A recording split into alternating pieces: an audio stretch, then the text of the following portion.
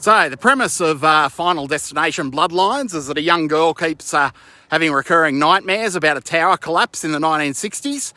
And it turns out that these nightmares are in fact premonitions that she inherited from her grandmother Iris, who predicted the collapse of the Skyview Restaurant and saved a bunch of people from death.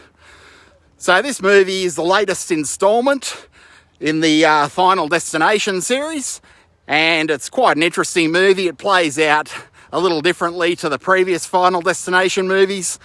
In most of these movies, you see the cast have evaded death in some way, and death comes calling for them. But in this case, it is the ancestors who are to blame for cheating death. So in this case, it's Stefani's grandmother Iris who predicted the Skyview Restaurant tower collapse, and in effect cheated the death of hundreds of children and grandchildren of everyone that was eating in the restaurant at the time and dancing. So it is a little different in that regard. These Final Destination movies are always a bit of fun. They're like the Jurassic Park movies in that respect. So they are like a theme park ride.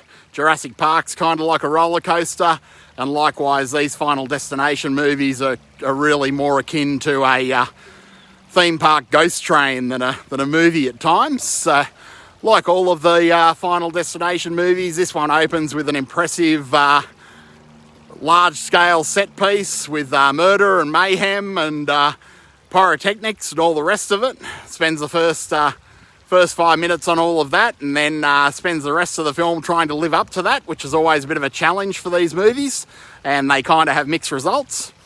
This one kind of passes with flying colours, so it does have that impressive opening set piece of carnage and mayhem and death, and it never really lets up for the entire film, which is good.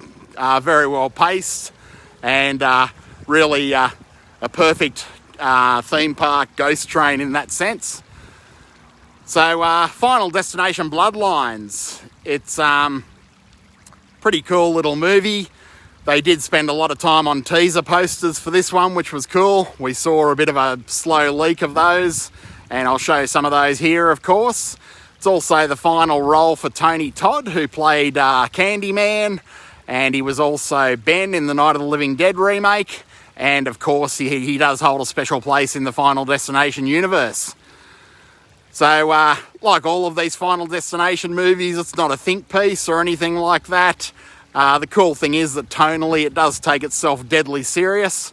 So that's always a good thing. There's nothing worse than watching a movie where the people, the actors in the film, the director clearly don't want to be there. They feel like they're above it and feel better than it, and they feel the need to mock the thing that they're doing. But these guys all play it dead straight, which is admirable and really contributes to the overall success of the film.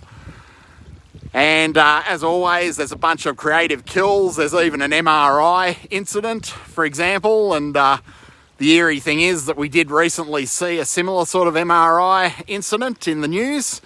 So it probably looked a bit far-fetched when they were making the film, but apparently it can happen in real life. So keep an eye out for the MRI sequence of the movie. And yeah, it's a good thing to know that these movies are still being made with all of the real horrors in the world these days. It's good to have a bit of escapism, a bit of mindless escapism, and horror movies are always the best at that. There's a good reason why horror movies are perennially popular, especially in harder times. They give us a bit of an escape from our real life horrors, our real life problems, and they're really quite cathartic in that regard. And Final Destination's Bloodlines is no different in that way. So good little release. If you've had a tough week, you could do a whole lot more wrong than checking this one out.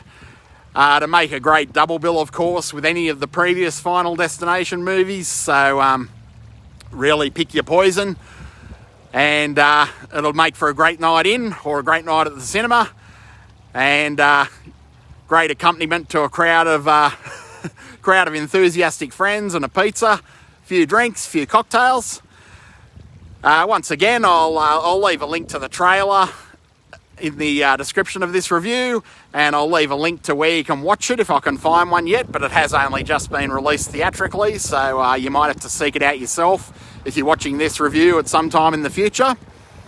And as always, I'd like to thank you for joining me here at Fulci Metal Jacket, and if you are enjoying these videos, please like, share and subscribe, and I hope to see you next time.